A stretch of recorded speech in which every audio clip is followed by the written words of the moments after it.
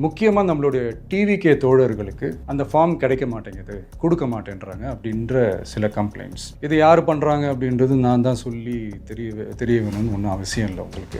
நான் சில மீட்டிங்ஸ்லலாம் ரிப்பீட்டடாக ஒரு விஷயம் நான் சொல்கிறேன்ல, ரெண்டு பேருக்கு நடுவில் தான் போட்டி அப்படின்ட்டு. அது மேடைக்கு மேடை அவங்க அதை ப்ரூவ் பண்ணிகிட்டு இருக்கிறாங்க. தமிழ்நாடே அந்த வாக்குச்சாவடி முன்னாடி திரண்டு நிற்கணும். அதை பார்த்துட்டு தமிழ்நாடே தமிழக வெற்றி கழகமா இல்லை தமிழக வெற்றி கழகம் தான் தமிழ்நாடா அப்படின்ற மாதிரி இருக்கணும்.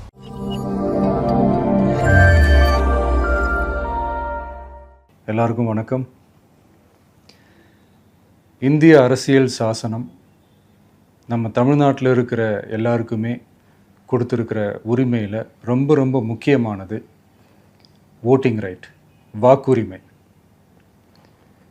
ஒரு மனுஷன் உயிரோடு இருக்கான்றதுக்கு அடையாளமாக இருக்கிறதுல அவனோட ஓட்டுரிமை ரொம்ப முக்கியம்.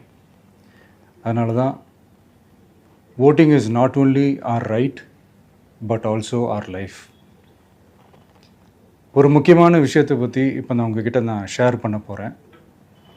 இது நான் ஃபஸ்ட்டு கேள்விப்பட்ட உடனே எனக்கே ரொம்ப ஷாக்கிங்காக தான் இருந்தது. இப்போ நான் பேசிகிட்டு இருக்கிற இந்த நேரத்தில் தமிழ்நாட்டில் இருக்கிற நம்ம யாருக்குமே ஓட்டு போடுற உரிமையே இல்லைன்னு சொன்னால் நம்புவீங்களா? நான் நீங்கள் உட்பட யாருக்குமே அது இல்லை. நான் பயமுறுத்துறேன்னு நினைக்காதீங்க, அதுதான் நிஜமும் கூட. கொஞ்சம் ஏமாந்தால் நம்மளை மாதிரியே இன்னும் லட்சக்கணக்கான பேருக்கும் இதே நிலைமை தான். ஓட்டு போடுற அந்த உரிமையே இல்லாத மாதிரி ஒரு நிலைமை வந்தாலும் வரலாம். இதுக்கு மெயின் ரீசன் அந்த எஸ்ஐஆர், ஸ்பெஷல் இன்டென்சிவ் ரிவிஷன், சிறப்பு தீவிர திருத்தம். இப்போது இந்த எஸ்ஐஆர் நம்ம தமிழ்நாட்டில் எப்படி ஒர்க் ஆக போகுது? கடந்த ஜனவரி மாதம் எடுத்த அந்த கணக்கெடுப்பில் 6,36,00,000 வாக்காளர்கள் நம்ம தமிழ்நாட்டில் இருக்கிறாங்க. ஆனால் அவங்க யாருக்குமே இந்த ஓட்டு போடுற உரிமையே இல்லை. அந்த பிஎல்ஓன்னு சொல்லுவாங்க, பூத் லெவல் ஆஃபீஸர்ஸ், வாக்குச்சாவடி நிலை அலுவலர். அவங்க தான் வீடு வீடாக போய் அந்த ஃபார்மை கொடுப்பாங்க. அதை நம்ம ஃபில்அப் பண்ணி கொடுக்கணும். அதை தேர்தல் ஆணையம் அதை எடுத்துகிட்டு போய் அதை ஸ்க்ரூட்டினைஸ் பண்ணி அது எல்லாமே கரெக்டாக இருக்கான்னு செக் பண்ணி பார்த்ததுக்கப்புறம் அந்த வாக்காளர் பட்டியலை வெளியிடுவாங்க. அந்த வாக்காளர் பட்டியலில் நம்ம பேர் இருக்கணும், அப்போ தான் நம்மளால் ஓட்டு போட முடியும். அந்த புது பட்டியல் வர்ற வரைக்கும் நம்ம வாக்காளர்களான்றது அது உறுதியே செய்ய முடியாது.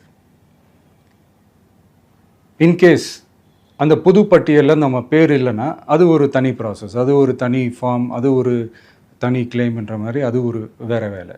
ஸோ இந்த மாதிரி நிறைய சிரமங்கள் குழப்பங்கள் இருக்கிறதுனால மக்களுக்கு இது மேலே ஒரு கன்ஃபியூஷன் ஒன்று இருக்குது. இது என்ன வெரிஃபிகேஷனா இல்லை ஒரு மறைமுக ரீரெஜிஸ்ட்ரேஷனா இல்லை இது ஒரு நியூ ரெஜிஸ்ட்ரேஷன் மாதிரியே தானா அப்படின்ற மாதிரி நிறைய கன்ஃபியூஷன் இருக்குது.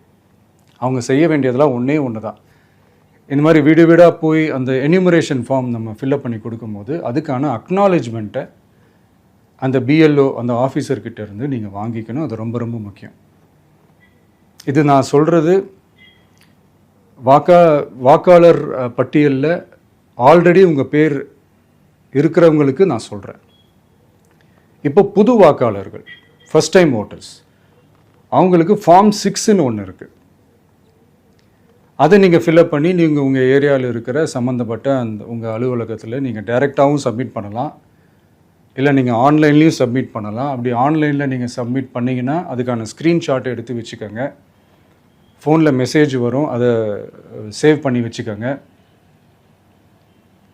அப்ராடில் இருக்கிறவங்க கூட அந்த எஸ்ஏஆர் ஃபார்மை டவுன்லோட் பண்ணி நீங்கள் அதை ஃபில்அப் பண்ணி சப்மிட் பண்ணலாம். அதுக்கான அக்னாலேஜ்மெண்ட்டை வாங்கி வச்சுக்கோங்க.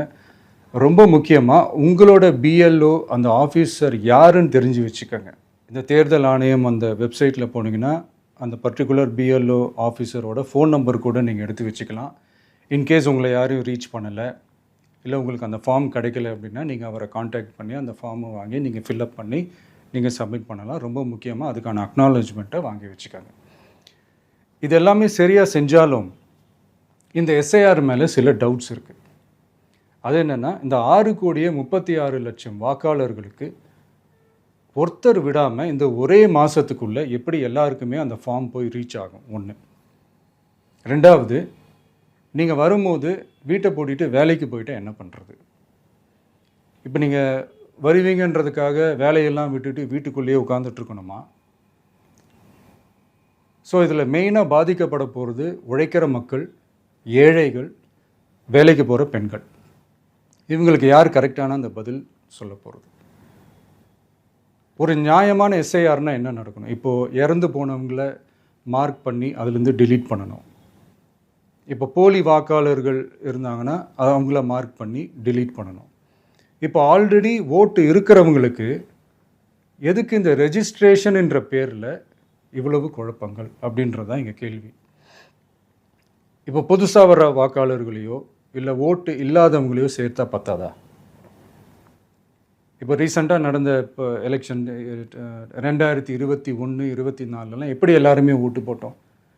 அதில் ஓட்டு போட்டவங்க கூட இப்போ புதுசாக ரெஜிஸ்டர் பண்ணணுன்னா அது ஏன் அந்த கன்ஃபியூஷன் அப்படின்றதான் நாங்கள் கேட்குறோம். அதனால தான் நாங்கள் எஸ்ஐஆரை எதிர்க்கிறோம். இப்போ புதுசாக சில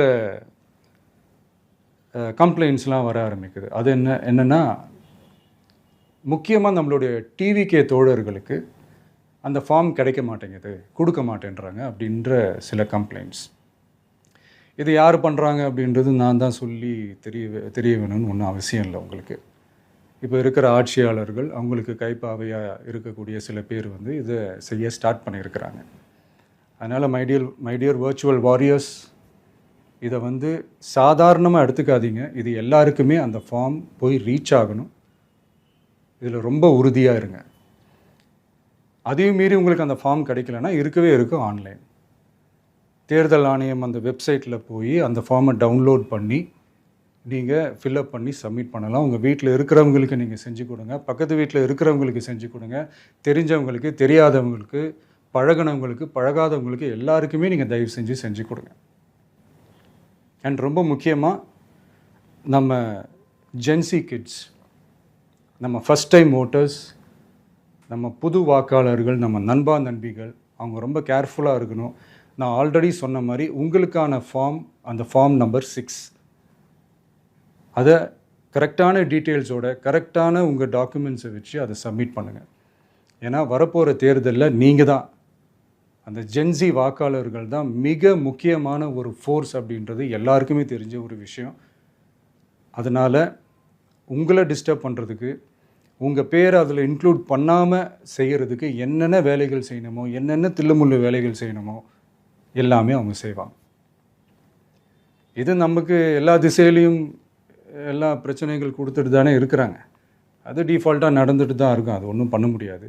ஸோ அந்த மாதிரி ஓட்டு போடுற விஷயத்துலேயும் அவங்க என்ன உத்தரமராக மாறவா போகிறாங்க?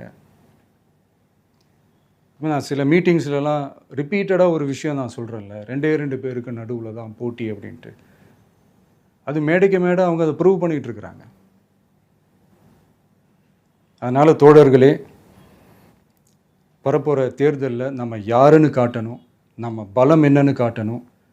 அதுக்காக அந்த பலமான, அந்த பவர்ஃபுல்லான ஆயுதத்தை நம்ம கையில் எடுக்கணும். அந்த ஆயுதம் வேறு எதுவுமே இல்லை, ஓட்டு, வாக்கு, ஜனநாயகம். அது இருந்தால் தான் நம்ம அந்த வெற்றியை நோக்கியே நம்மளால் பயணிக்க முடியும். தமிழ்நாடே அந்த வாக்குச்சாவடி முன்னாடி திரண்டு நிற்கணும். அதை பார்த்துட்டு தமிழ்நாடே தமிழக வெற்றி கழகமா இல்லை தமிழக வெற்றி கழகம் தான் தமிழ்நாடா அப்படின்ற மாதிரி இருக்கணும். வீடுன்னு ஒன்று இருந்தால் தான் ஓடு மாற்ற முடியும்னு அறிஞர் அண்ணா அவர்கள் சொல்லியிருக்கிறாங்க. அந்த மாதிரி ஓட்டுன்னு ஒன்று இருந்தால் தான் இந்த நாட்டையே காப்பாற்ற முடியும். அப்புறம் இன்னொரு முக்கியமான விஷயம், அந்த எனிமரேஷன் ஃபார்ம் நீங்கள் ஆன்லைனில் நீங்கள் ஃபில்அப் பண்ணும்போது அதில் ஒரு சில ப்ராப்ளம்ஸ் வர்றதுக்கு வாய்ப்பு இருக்குது. அது உங்களுடைய ஓட்டர் ஐடியில் இருக்கிற உங்கள் பேரும் ஆதார் கார்டில் இருக்கிற பேரும் அந்த ஸ்பெல்லிங், இனிஷியல்ஸ் எல்லாமே ஒரே மாதிரி இருந்தால் தான் அது அக்செப்ட் ஆகும், இல்லைன்னா அக்செப்ட் ஆகாது. அது கொஞ்சம் கேர்ஃபுல்லாக பண்ணுங்கள். அது கொஞ்சம் யூசர் ஃப்ரெண்ட்லியாக இருக்கலாமேன்னு கேட்டதுக்கு அதெல்லாம் முடியாது, அதுக்கெலாம் வாய்ப்பு இல்லை, அதுக்கெலாம் ஆளுங்க இல்லை, பண்ண முடியாதுன்னு ரிப்ளை பண்ணிட்டாங்க. ஸோ அதனால் மைடியர் டிவிகே தோழர்களே, மைடியர் ஜென்சி படை பலமே, உஷாராக இருங்க, கான்ஃபிடெண்ட்டாக இருங்க, நல்லதே நடக்கும், வெற்றி நிச்சயம். மீண்டும் சந்திக்கும் வரை நன்றி, வணக்கம்.